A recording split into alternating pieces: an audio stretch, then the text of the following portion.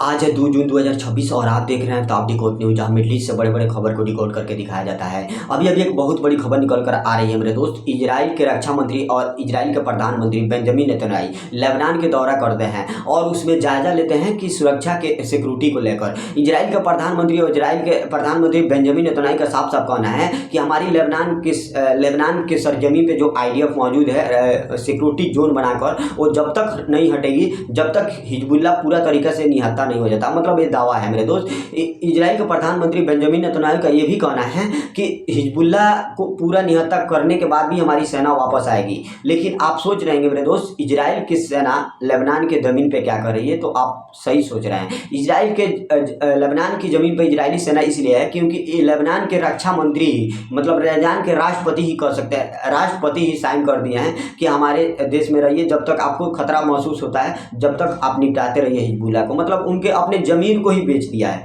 इतना घटिया राष्ट्रपति हम पहली बार देखें कि अपनी ज़मीन को ही बेच दे। क्योंकि कहा जाता है कि इससे जो समझौता हुआ है, इसमें लेबनान के जो हिजबुल्लाह है वो इस संगठन में शामिल नहीं है। ये सिर्फ लेबनान के सरकार की तरफ से और इजराइल की तरफ से ये समझौता हुआ है। और इजराइल के प्रधानमंत्री बेंजामिन नेतन्याहू इजराइल के लेबनान के ज़मीन पर दौरा करते हैं जाकर। ऐसा कोई सख्त है जो दूसरे किसी के ज़मीन पे जाकर दौरा करे और उसका ज़मीन का जायजा ले? तो क्या हम उसको छोड़ेंगे?